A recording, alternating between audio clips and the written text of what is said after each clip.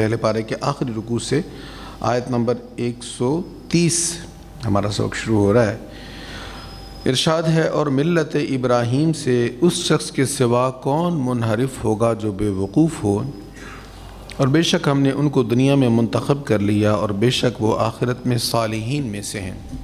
عرب شریف میں 3 طرح کے لوگ تھے اہل کتاب، جن میں ایک تھے یہودی اور دوسرے تھے عیسائی، پھر اس کے بعد تیسری قسم کے لوگ تھے مشرکین، جو نہ یہودی نہ عیسائی ہیں۔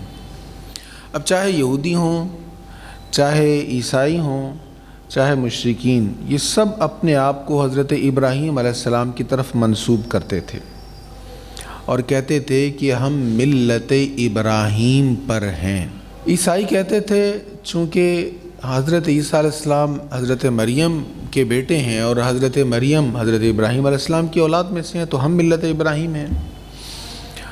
یہودی کہتے کہ چونکہ یعقوب علیہ السلام حضرت ابراہیم علیہ السلام کے بیٹے ہیں، اسحاق علیہ السلام ان کے پوتے ہیں، تو انہی میں سے جو انبیاء آئے وہ بنی اسرائیل ہیں، تو ہم ملت ابراہیمی پر ہیں۔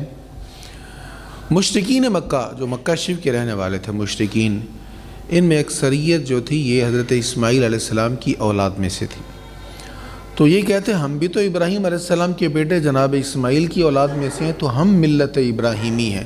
تو ہر کسی کا دعویٰ تھا کہ ملت ابراہیم پر ہم ہیں۔ اب ملت ابراہیم کیا ہے؟ حضرت ابراہیم علیہ السلام جو ہیں، ہم پچھلے جمعہ میں پڑھ چکے ہیں، وہ تو دعا مانگ رہے تھے، یا اللہ ان میں وہ شانوں والا رسول بھیج دے۔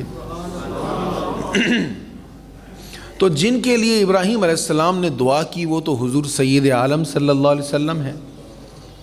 تو ابراہیم علیہ السلام کی دعا قبول ہوئی اور ان کی اولاد میں سیدنا محمد صلی اللہ علیہ وسلم تشریف لے آئے۔ اب اصل ملت ابراہیم پر کون ہیں؟ سیدنا محمد صلی اللہ علیہ وسلم، ابراہیم علیہ السلام کی ملت پر یہ ہیں۔ تو اللہ تعالیٰ نے فرمایا کہ جب یہ پتہ چل گیا کہ ملت ابراہیم پر ہی سیدنا محمد صلی اللہ علیہ وسلم ہیں، تو پھر وہ بے وقوف ہی ہوگا جو ملت ابراہیم کو چھوڑ کر اور جگہوں میں عزت تلاش کرے اور افکار یا نظریات میں پناہ ڈھونڈے۔ اب اس پس منظر کو سمجھنے کے بعد دوبارہ اس آیت کے ترجمہ پر غور کیجئے۔ اور ملت ابراہیم سے اس شخص کے سوا کون منحرف ہوگا جو بے وقوف ہو، اور بے شک ہم نے ان کو دنیا میں منتخب کر لیا، اور بے شک وہ آخرت میں صالحین میں سے ہیں۔ اگلی آیت، اور یاد کیجئے جب ان سے ان کے رب نے کہا میری اطاعت پر برقرار رہو، انہوں نے کہا میں تمام جہانوں کے رب کی اطاعت پر قائم ہوں۔ یہ جناب ابراہیم علیہ السلام سے اللہ نے کہا اسلم، سر جھکاؤ، انہوں نے سر جھکا دیا، جو اللہ کا حکم تھا اس کو مانا، اس کو پورا کیا۔ اور حضرت ابراہیم علیہ السلام نے کیسے سر جھکایا؟ لوگوں نے ان کو کہا، کسی نے کہا ہم ستاروں کی پوجا کرنے والے ہیں اور ستارہ ہمارا رب ہے، وہ معبود ہے۔ قرآن کریم میں تفصیل سے اس کا بیان آئے گا۔ کسی نے کہا ہم چاند کی پوجا کرتے ہیں اور چاند ہمارا رب ہے، اور آپ کو لے گئے اور کہا یہ دیکھیں چاند یہ ستاروں سے زیادہ روشن ہے، یہی معبود ہے۔ اور کوئی آپ کو کہنے لگا نہیں یہ چاند بھی چھوٹا ہے، سورج اس سے بھی بڑا ہے، ہم سورج کی پوجا کرتے ہیں، سب کو روشنی اسی سے ملتی ہے، چاند کو بھی روشنی اسی سے ملتی ہے، تو وہ معبود ہے۔ تو حضرت ابراہیم علیہ السلام نے کہا نہیں، میرا رب اللہ ہے، میں ان سب سے بیزار ہوں۔ ڈیٹیل آئے گی آگے اپنے مقام پر۔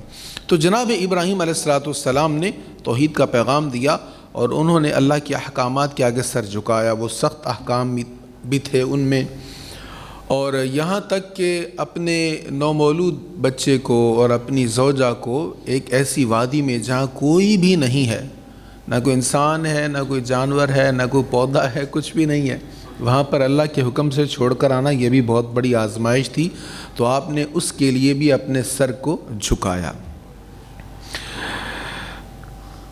پھر ارشاد ہے، اور اسی ملت کی ابراہیم نے اپنے بیٹوں کو وصیت کی، وَوَصَّى بِهَا ابراہیم بنیہ ویعقوب، اور اسی ملت کی ابراہیم نے اپنے بیٹوں کو وصیت کی اور یعقوب نے بھی، اے میرے بیٹو، بے شک اللہ نے تمہارے لیے اس دین کو پسند کر لیا، پس تم تا دم مرگ مسلمان رہنا۔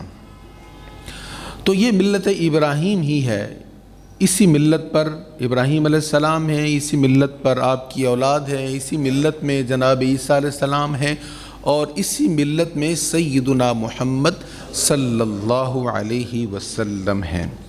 ملت ہے کیا؟ یہ بڑا معرکۃ الآراء مسئلہ رہا ہے، خصوصاً بر صغیر میں۔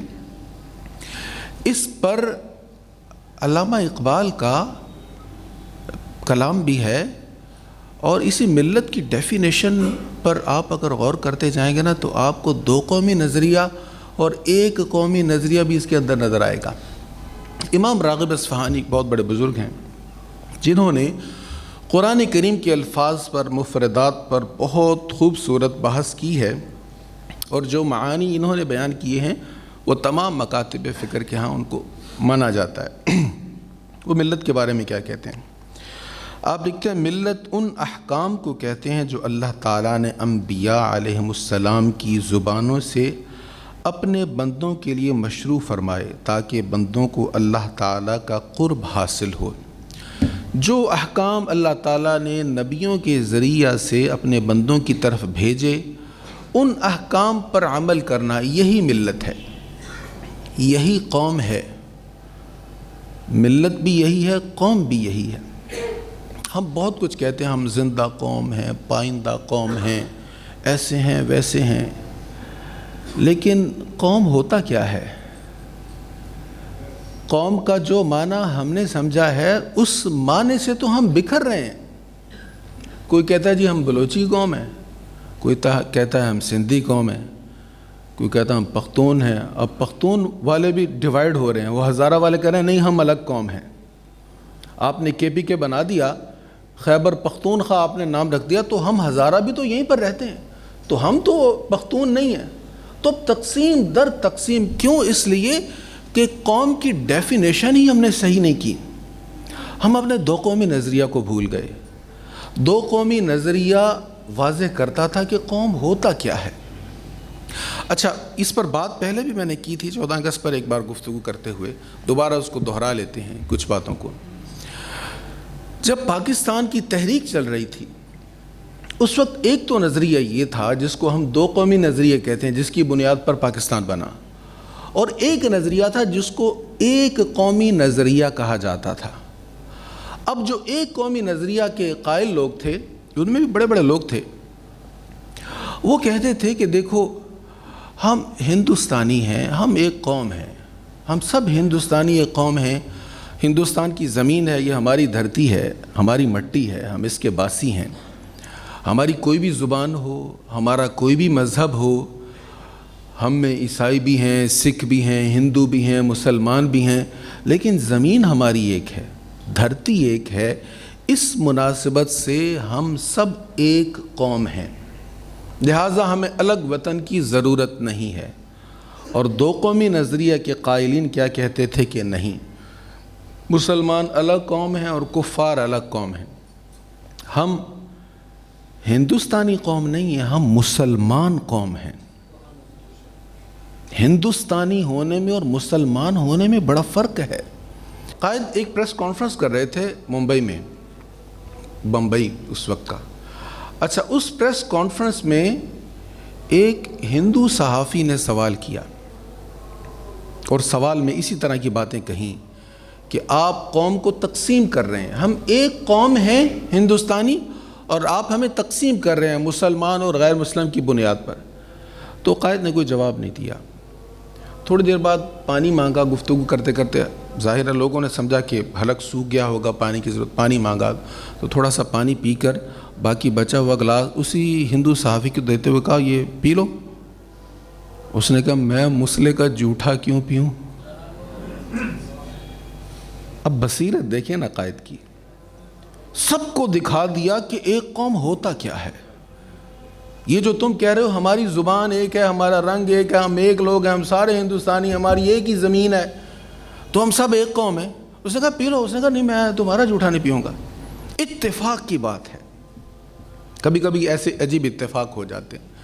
اسی پریس کانفرنس میں ایک ترکی کا شخص بیٹھا ہوا تھا، ترکی النسل۔ اب وہ ہندوستانی تو نہیں تھا لیکن تھا مسلمان۔ قائد نے اس کو کہا یہ پانی پیو گے؟ اس نے کہا ہاں پی لیتا ہوں۔ پیا اور ختم کر دیا سارا گلاس۔ اب موقع مل گیا، اللہ نے ماحول بنا دیا، موقع دے دیا بات ثابت کرنے کا۔ کہا یہ ہے ہم ایک قوم، تم میرے دھرتی کے رہنے والے ہو، میری زمین کے رہنے والے ہو، میری زبان سے واقف ہو، میں تمہاری زبان سے واقف ہوں، ہم سب ہندوستانی ہیں۔ یہ میری زبان بھی نہیں جانتا، اس کا لباس بھی میرے لباس جیسا نہیں ہے، لیکن جس محمد عربی کا میں نے کلمہ پڑھا اس کا اس نے بھی پڑھا ہے۔ یہ ہے دو قومی نظریہ، اس طرح قوم بنتی ہے۔ تو جو ہم نے ہماری گھٹی میں بات ڈال دی گئی نا کہ بھئی یہ سب ہم ایک ہیں، ایسا ایک نہیں ہوتا۔ چاہے کوئی ترکی کا رہنے والا، مصر کا رہنے والا، دنیا کے کسی بھی کونے کا رہنے والا ہے، برما کا رہنے والا ہے، مسلمان ہے تو وہ ہماری ملت سے ہے، وہ ہماری قوم ہے۔ اسی لیے اقبال نے کہا تھا چین و عرب ہمارا، ہندوستان ہمارا، مسلم ہیں ہم جہاں ہے، مسلم ہیں ہم وطن ہے، سارا جہاں ہمارا، سارا وطن ہمارا ہے، لیکن ہم وہ قوم بن نہیں رہے۔ اچھا، وہ میں عرض کر رہا تھا کہ ایک قومی نظریہ کے قائلین کہتے تھے کہ چونکہ زمین ایک ہے اس لیے ہم سب ایک قوم ہیں۔ اب اس کو لیڈ کرنے والے ان میں کچھ علماء بھی تھے، جو بہت بڑی آواز تھی، جو بہت مؤثر آواز تھی، جن کی وجہ سے بہت سارے لوگ اس طرف گئے، ایک قومی نظریہ کے قائل ہوئے، اور جس طرح ہمیں پاور ملنی چاہیے تھی وہ نہ بن پائے۔ ان لوگوں میں ایک صاحب نے ممبر پہ بیٹھ کر، وہ مولانا صاحب تھے، ممبر پہ بیٹھ کے انہوں نے ملت کی ڈیفینیشن بیان کر دی کہ ملت کیا ہوتا ہے، قوم کیا ہوتا ہے۔ اب انہوں نے، وہ ایک قومی نظریہ کے قائل تھے، دو قومی نظریہ کے مخالف تھے۔ وہ چاہتے تھے کہ ہندوستان نہ ٹوٹے، پاکستان نہ بنے، وہ پاکستان کے مخالف تھے۔ اب انہوں نے یہ کہہ دیا کہ دیکھیں وطن کے ساتھ ملت کا تعلق ہوتا ہے، ملت کا تعلق زمین کے ساتھ ہوتا ہے، اس کا مذہب کے ساتھ کوئی تعلق نہیں ہے۔ اب یہ بات مسلمانوں کے حق میں نہیں تھی۔ اقبال جلال میں آئے اور اس موقع پر جو اقبال نے لکھا کمال کر دیا۔ اقبال کو جاننے والے لوگ کہتے ہیں اردو میں عظیم ترین شعر اقبال کا ہے کہ محمد سے وفا تو نے تو ہم تیرے ہیں، یہ جہاں چیز ہے کیا لوح و قلم تیرے ہیں۔ لیکن جو فارسی میں اقبال نے سب سے بہترین کلام کہا وہ اس موقع پر کہا۔ اقبال نے کہا سرود بر سر ممبر کے ملت از وطنست چہ بے خبر ز مقام محمد عربیست۔ یہ ممبر پر بیٹھ کر یہ کہا جا رہا ہے کہ ملت کا تعلق زمین کے ساتھ ہے۔ ارے کہنے والے، تجھے تو حضور پرنور علیہ السلام کے مقام کی خبر ہی نہیں ہے، تجھے تو مقام محمد عربی کا پتہ ہی نہیں ہے۔ اب آگے جو شعر لکھا تھا نا، وہ اس کے متعلق میں کہہ رہا ہوں، فارسی کلام میں سب سے زبردست اشعار میں سے وہ شعر ہے۔ اقبال کہتا ہے بمصطفیٰ برساں خوے شرا کے دیں ہم آوست۔ میں نے کم از کم 3-4 بار یہ شعر آپ کو سنایا ہے، اگر یاد ہو جائے تو بڑے کمال کا شعر ہے۔ بمصطفیٰ برساں خوے شرا کے دیں ہم آوست، اگر بہو نہ رسیدی تمام بو لہبیست۔ اقبال کہتے ہیں دین سارے کا سارا یہ ہے، خود کو کھینچ کر حضور کی دہلیز تک لے جاؤ، حضور کے قدموں تک خود کو لے جاؤ۔ اگر در مصطفیٰ چھوڑ دیا، حضور کا در چھوڑ دیا، تو پھر ساری دینداری وہ بو لہبی ہو جائے گی۔ ابو لہب بھی تو اسی وطن کا تھا نا جس وطن کے حضور تھے، اسی دھرتی کا تھا نا، لباس بھی وہی تھا، زبان بھی وہی تھی، خاندان بھی وہی تھا نا، چچا تھا حضور کا سگا، لیکن فرمایا تمہارا دین الگ ہے، ہمارا دین الگ ہے۔ بمصطفیٰ برساں خوے شرا کے دیں ہم آوست، اگر بؤ نہ رسیدی تمام بو لہبیست، خود کو حضور کے قدموں تک لے جاؤ، ورنہ سارے کا سارا جو دین ہے، جو عمل ہے، جو ارکان ہے، جو تم کر رہے ہو، یہ سب بو لہبی ہو جائے گا اگر در مصطفیٰ چھوٹ گیا۔ در مصطفیٰ اگر مضبوط رہا تو انشاءاللہ عملوں میں کمی بھی اگر ہو گئی، ہونی چاہیے نہیں، لیکن اگر ہو گئی تو اللہ تعالیٰ اس کو معاف فرما دے گا۔ تو یہاں ملت کا معنی بیان ہو رہا ہے، ملت ابراہیم کیا ہے، اور حضور صلی اللہ تعالیٰ علیہ وآلہ وسلم ملت ابراہیم پر ہیں۔ اب یہ لوگ کہتے کہ ابراہیم علیہ السلام، یہودی کہتے ابراہیم علیہ السلام یہودی تھے، جیسا ہمارا نظریہ ہے ویسے وہ تھے۔ عیسائی کہتے نہیں، ابراہیم علیہ السلام تو عیسائی تھے، جیسے ہم تمہیں عقائد بتاتے ہیں، نظریات بتاتے ہیں، ابراہیم علیہ السلام ایسے تھے۔ اس کے جواب میں آیت کریمہ نازل ہوئی، ام کنتم شہداء اذ حضر یعقوب الموت اذ قال لبنیہ ما تعبدون من بعدی، کیا تم اس وقت حاضر تھے جب یعقوب کو موت آئی، جب یعقوب نے اپنے بیٹوں سے کہا میرے بعد کس کی عبادت کرو گے؟ انہوں نے کہا قالوا نعبد الہک و الہ آبائک، انہوں نے کہا ہم آپ کے معبود کی عبادت کریں گے اور آپ کے باپ دادا ابراہیم، اسماعیل اور اسحاق کے معبود کی، ایک معبود کی، اور ہم سب اسی کے فرما بردار ہیں۔ یعنی عیسائی جو کہتے ہیں کہ ابراہیم علیہ السلام ہمارے مذہب کے مطابق تھے، یہ بھی غلط کہتے ہیں، اور یہودی جو کہتے ہیں کہ ابراہیم علیہ السلام ہماری ملت کے مطابق ہیں، یہ بھی غلط کہتے ہیں۔ جناب ابراہیم علیہ السلام کا یہ نظریہ نہیں تھا، نہ ان کا نظریہ تھا، نہ ان کے بیٹوں کا نظریہ تھا، اور نہ ان کے بیٹوں کی یہ وصیت تھی۔ تلک امۃ قد خلت لہا ما کسبت ولکم ما کسبتم ولا تسألون عما كانوا يعملون، وہ امت گزر چکی ہے، اس کے جو کام کیے اس کے لیے ان کا بدلہ ہے، اور تم نے جو کام کیے تمہارے لیے ان کا بدلہ ہے، اور ان کے کاموں کے متعلق تم سے کوئی سوال نہیں کیا جائے گا۔ بحث کو سمیٹتے ہوئے ایک بات کہی کہ وہ ایک امت تھی، وہ گزر گئے ہیں، جو انہوں نے کام کیے، جو انہوں نے اعمال کیے، اس کے مطابق ان کی سزا جزا ہوگی۔ جو تم کام کرو گے، تم اعمال کرو گے، اس کے مطابق تمہاری سزا جزا ہوگی۔ لہٰذا آج جو سیدنا محمد صلی اللہ علیہ وسلم تمہیں بتا رہے ہیں، جو دلائل کے ساتھ حق تمہیں سمجھا رہے ہیں، اسی کو مانو، اسی پر عمل کرو، اسی میں تمہاری کامیابی ہے۔ اور اہل کتاب نے کہا یہودی یا عیسائی ہو جاؤ تو ہدایت پا جاؤ گے۔ آپ کہیے نہیں، بلکہ ہم ابراہیم کی ملت پر ہیں، جو باطل سے اعراض کرنے والے تھے اور مشرکین میں سے نہ تھے۔ تو اہل کتاب میں سے دونوں شرک کرتے ہیں، یہودی بھی شرک کرتے ہیں، عیسائی بھی شرک کرتے ہیں۔ یہودی اس طرح شرک کرتے ہیں کہ وہ حضرت عزیر علیہ السلام کو اللہ کا بیٹا کہتے ہیں، اور بھی بہت سی صورتیں، لیکن ایک بڑی صورت جو ہے وہ جناب عزیر علیہ السلام کو اللہ کا بیٹا کہتے ہیں۔ عیسائیوں کا شرک یہ ہے کہ وہ حضرت عیسیٰ علیہ السلام کو اللہ کا بیٹا کہتے ہیں، اس طرح یہ شرک ہے۔ اچھا، یہاں ذہن میں ایک سوال آنا چاہیے کہ بیٹا کہنے سے شرک کیسے ہوتا ہے؟ دیکھیں، شرک تب ہوگا جب اللہ تعالیٰ کا کسی کو شریک ٹھہرائیں گے۔ جو بیٹا ہوتا ہے اس میں وہی خصوصیات ہوتی ہیں جو باپ میں ہوتی ہیں۔